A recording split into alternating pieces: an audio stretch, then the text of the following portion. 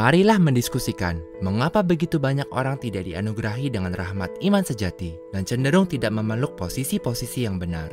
Di dalam Yohanes bab 5, Yesus berkata kepada para Yahudi yang tidak percaya kepadanya, tanda kutip, bagaimanakah kamu dapat percaya? Kamu yang menerima hormat seorang dari yang lain dan yang tidak mencari hormat yang datang dari Allah yang Esa. Yohanes 5 ayat 44. Yesus menunjukkan bahwa alasan utama orang-orang tidak dikaruniai dengan rahmat iman sejati adalah bahwa mereka mencari-cari cara untuk dimuliakan, diterima, atau dihormati oleh orang lain dan bukan oleh Allah.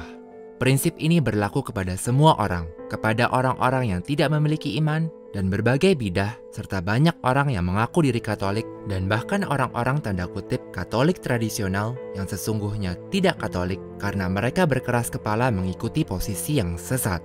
Orang-orang tersebut terlalu khawatir akan apa yang dipikirkan, dihormati, dan diterima oleh orang lain, dan tidak memusatkan perhatian mereka hanya kepada apa yang benar di mata Allah dan apa yang berkenan kepada Allah. Kiasannya, perhatian mereka terlalu terpusat secara horizontal dan bukan secara vertikal. Mereka mencari perlindungan kepada orang lain dan bukan kepada Allah.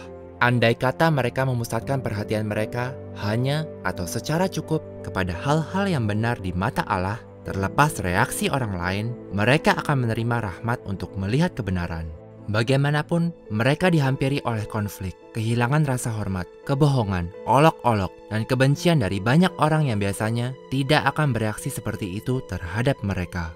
Matius 10 ayat 25, jika tuan rumah disebut Beelzebul, apalagi seisi rumahnya. Galatia 1 ayat 10, jadi bagaimana sekarang? Adakah ku cari kesukaan manusia atau kesukaan Allah? Adakah aku coba berkenan kepada manusia? Sekiranya aku masih mau mencoba berkenan kepada manusia, maka aku bukanlah hamba Kristus. 2 Timotius 3 ayat 12. Dan juga semua orang yang berkeinginan untuk hidup secara saleh di dalam Kristus Yesus, mereka akan dianiaya. Yohanes 15 ayat 18 sampai 19. Jikalau dunia membenci kamu, ingatlah bahwa ia telah lebih dahulu membenci aku daripada kamu. Sekiranya kamu dari dunia, tentunya dunia mengasihi kamu sebagai miliknya. Tetapi karena kamu bukan dari dunia, melainkan aku telah memilih kamu dari dunia, sebab itulah dunia membenci kamu. Orang-orang tidak boleh meremehkan pentingnya poin ini. Jika Anda memeluk dan membela kebenaran Allah, terlepas apa yang dikatakan orang lain, Anda akan ditentang, Anda akan dibenci, orang lain akan kehilangan rasa hormat terhadap Anda, berbohong tentang Anda, serta mengolok-olok Anda. Dan orang-orang ini biasanya tidak akan bereaksi seperti itu terhadap Anda. Itulah yang akan terjadi.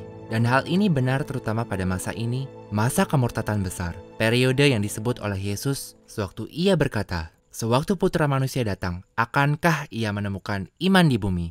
Lukas 18 ayat 8. Hal ini bukan berarti seseorang harus mencoba menjadi agresif semata-mata untuk menjadi agresif. Tetapi dengan mengakui dan memeluk kebenaran secara penuh tanpa berkompromi, seseorang akan mendapatkan reaksi-reaksi yang telah kami sebutkan dari orang-orang yang jahat dalam skala kecil maupun besar, tergantung keadaan Anda dalam hidup.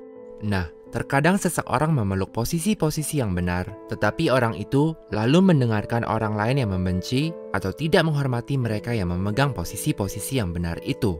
Jika seseorang terlalu peduli terhadap reaksi tersebut, Allah akan merampas rahmat dari orang itu dan keyakinan orang tersebut akan menjadi lemah dan mungkin bahkan sampai pada titik di mana orang itu kehilangan iman. Itulah mengapa jika kita berbicara secara umum, Anda seharusnya tidak terus berdialog dengan orang-orang yang bersikeras menolak atau menyerang kebenaran atau yang gaya hidupnya penuh dosa. Anda harus mengevangelisasikan mereka dan berupaya untuk mengonversikan mereka. Tetapi jika mereka jelas-jelas bersikeras menolak kebenaran dan mereka tidak tertarik untuk berubah, Anda harus berpindah haluan. Anda tidak boleh bergaul dengan mereka untuk mendengarkan pikiran-pikiran mereka, kecuali jika ada keperluan khusus untuk suatu studi atau investigasi. Jauhilah bidah setelah Anda menasihatinya 1-2 kali. Titus 3 ayat 10. Sewaktu orang-orang yang lebih lemah terus bergaul dan mendengarkan orang-orang yang tidak beriman atau bidah, seringkali mereka ternodai, melemah, atau sepenuhnya menjadi rusak. Terkadang orang beriman sejati kehilangan iman karena ia terlalu khawatir akan reaksi, cibiran, atau hilangnya rasa hormat dari orang lain. Bagaimanapun, hal yang lebih sering terjadi adalah sewaktu Allah melihat bahwa hati seseorang terlalu tertarik kepada apa yang dihormati dan disetujui oleh manusia, akibat tidak menanggapi secara pantas rahmat prevenian dari Allah agar dapat berfokus kepada Allah, orang tersebut tidak dikaruniai dengan iman sejati oleh Allah sejak awal mulanya. Karena hati orang tersebut terpaku secara tidak pantas kepada hal-hal yang dihormati oleh orang lain, orang itu tidak dikaruniai dengan kecenderungan terhadap kebenaran yang penuh dari Allah, melainkan hanya kebenaran yang sebagian. Inilah pula alasan bahwa begitu banyak orang cenderung menganut doktrin-doktrin manusia, mengikuti sekte-sekte yang diciptakan oleh manusia, dan opini-opini manusia sebagai otoritas final. Di dalam hati mereka, mereka ingin dimuliakan dan diterima oleh manusia, dan bukan oleh Allah. Juga, sewaktu orang-orang terlalu khawatir bahwa orang lain tidak akan setuju dengan mereka, akal budi mereka menjadi gelap. Akibatnya, mereka lalu hanya menghormati atau hanya memberikan perhatian yang layak kepada apa yang dihormati oleh orang lain. Bahkan jika apa yang tidak dihormati atau apa yang diabaikan oleh orang lain itu sebenarnya patut untuk dihormati jika dinilai secara pantas dengan objektif sehubungan dengan kebenaran dan fakta dari Allah. Hal ini bukan berarti bahwa seseorang atau posisi seseorang yang memeluk kebenaran secara penuh tidak akan mendapatkan persetujuan, penghormatan, atau penghargaan dari seorang pun. Orang tersebut akan mendapatkan hal-hal itu, tetapi kebanyakan orang pada masa kini akan menolak orang itu.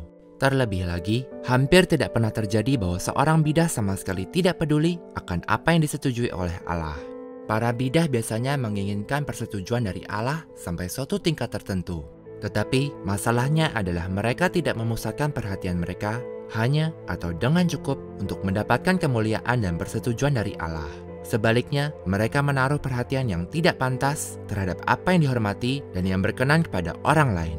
Akibatnya, mereka tidak dikaruniai dengan terang kebenaran. Mereka tidak diberikan iman yang kuat, yang berakar dengan kokoh kepada Allah sendiri, yang tidak diombang-ambingkan oleh argumen dan posisi yang direkayasa oleh kelicikan dan tipu daya manusia.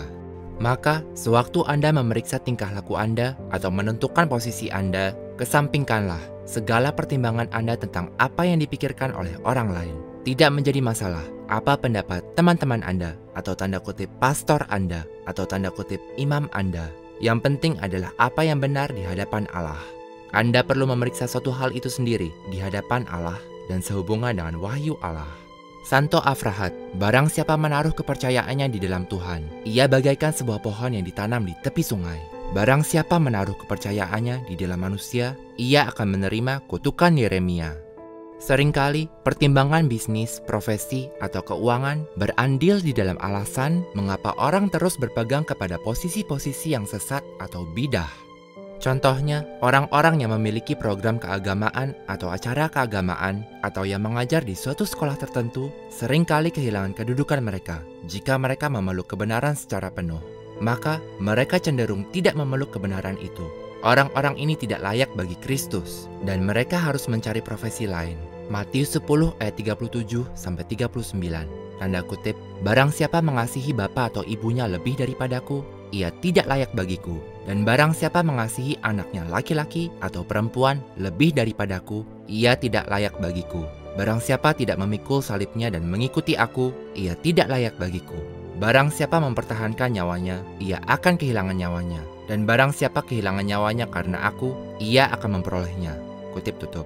Terdapat banyak orang yang mengaku diri tradisionalis yang mendapatkan kenyamanan di dalam fakta bahwa mereka memiliki banyak teman tanda kutip tradisionalis, bahwa mereka memiliki suatu tanda kutip komunitas tradisionalis, dan sebagainya. Hal itu sama sekali tidak berarti apa-apa. Banyak orang akan terkejut pada hari pengadilan, sewaktu mereka melihat bahwa banyak dari tanda kutip pahlawan tradisionalis mereka terkutuk di dalam api neraka yang abadi, karena mereka mengompromikan kebenaran Allah. Fakta bahwa mereka memiliki banyak pendukung atau teman-teman di dalam hidup ini yang berpikir bahwa mereka itu hebat tidak berarti apa-apa. Satu-satunya hal yang berarti adalah jikalau kepercayaan dan tingkah laku mereka berkenan di hadapan Allah. Janganlah engkau menjadi pengikut orang banyak untuk melakukan kejahatan. Sewaktu engkau menjadi saksi dalam suatu perkara, janganlah pula engkau mengikuti orang banyak untuk menyimpang dari apa yang benar. Keluaran 23 ayat 2. Berjuanglah untuk masuk melalui pintu yang sesak itu. Sebab aku berkata kepadamu, banyak orang akan berusaha untuk masuk tetapi tidak akan dapat. Lukas 13 ayat 24.